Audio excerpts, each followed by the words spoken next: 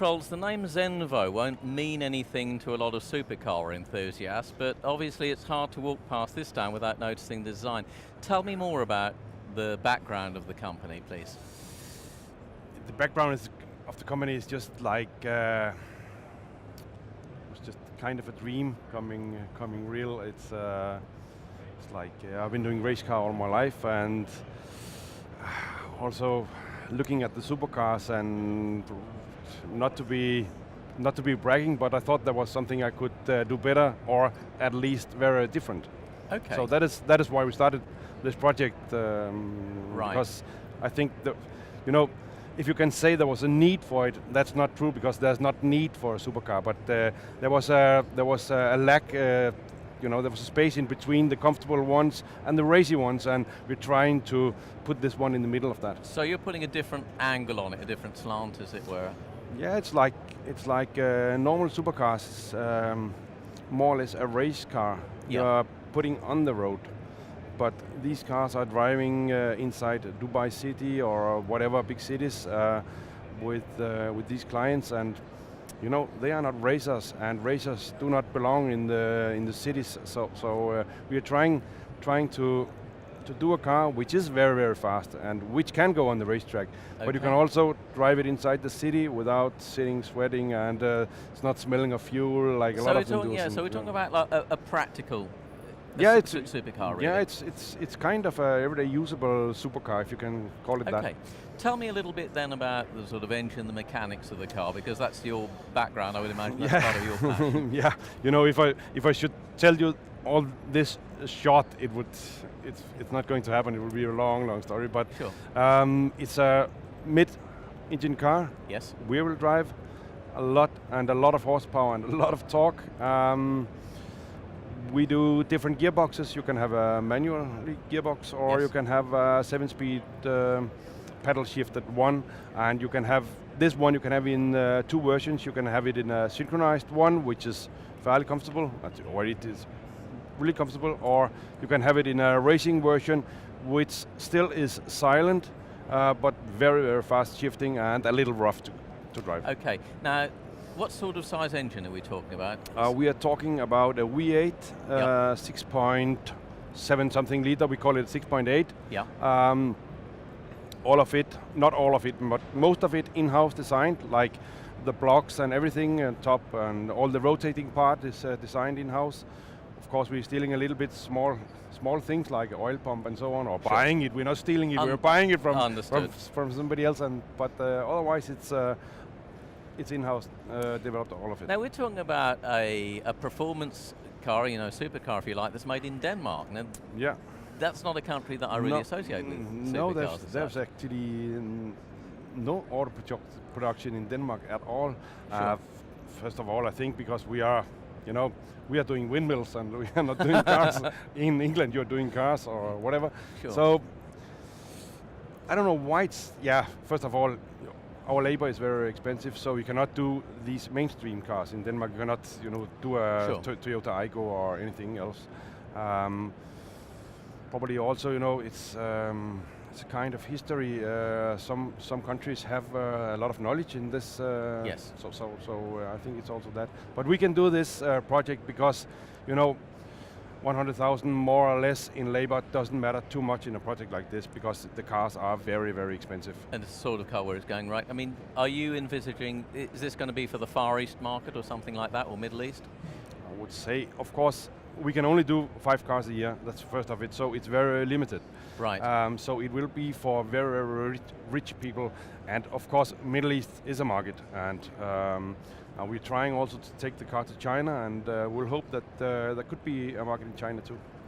Do you have a target date for when they're going to start going into production, or are you already in production? We are already in production. This car standing here is number 9. Okay. So we are, and right now we are doing 5 a year, and this is actually good for us. This is a good number for us because it fits for our facilities, our production facilities, and for our staff and all that. So that's it's a good number for us. So we just hope that we can sell 5 a year or 6 a year, whatever, for the next year. Let's talk about the outside if we can, because there's an awful lot going on with that design. There are, scoops you know, sway just down the side.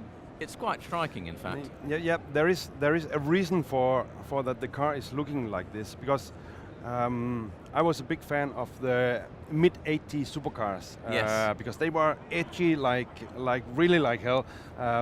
They look brutal. Yeah, exactly. And then during the 90s, it seems like everything should be designed in a wind tunnel. So all the windscreen was rounded, and all the surfacing was rounded, and so on.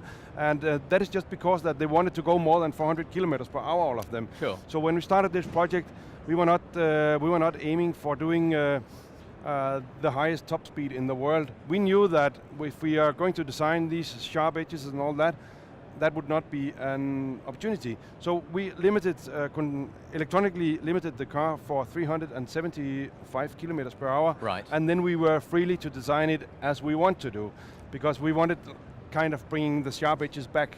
Yeah, so basically what you're saying is that, right, to hell with figures, I'm going to make a car that's an interesting shape. Yeah. It's going to go, but the shape, it's form over function as well, and I applaud that. Like for me, it have to stand up against each other. Like it doesn't mean anything for me that you have a lot of technique, but the car doesn't signal that. It have to, the design and the technology have to match each other. I agree with you. Yeah. And the thing that does strike me as unusual is this treatment of the front headlights, where they're sort of faired in very neatly, and it's the same on the back end. The lights are sort of set behind perspex. It's a very, very neat treatment, but I can't think of another car that looks exactly the same as this. It's to be honest with you, we did this on the front lights because the car is a little bit long for this, because we also prioritize that we should have room inside. Yes.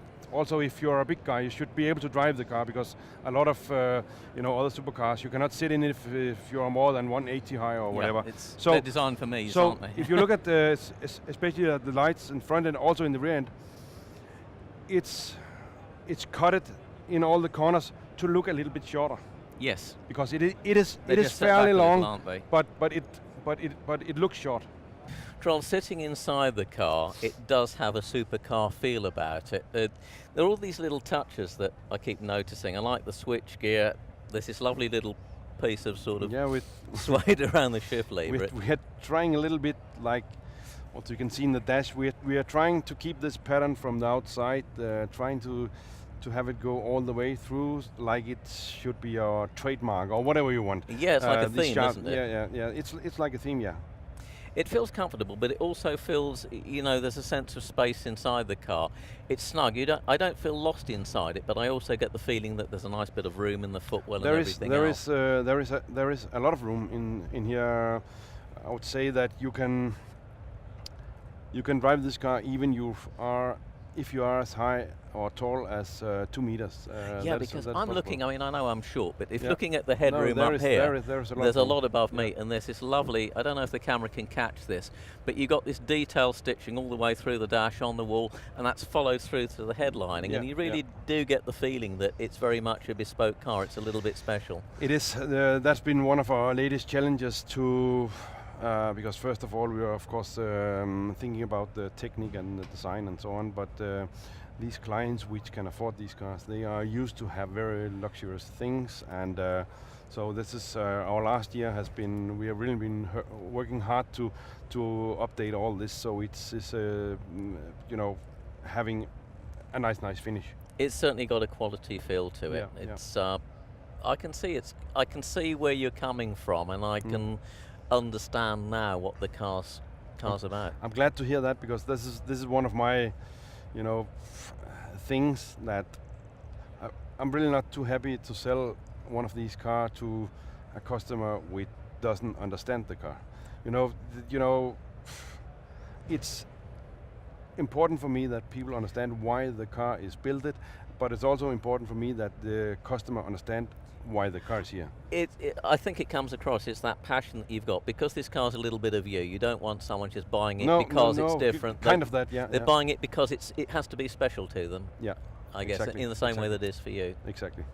That's really important to me. Fingers crossed. I'm sure it's going to be a success. Thank you so much. Thank you very much.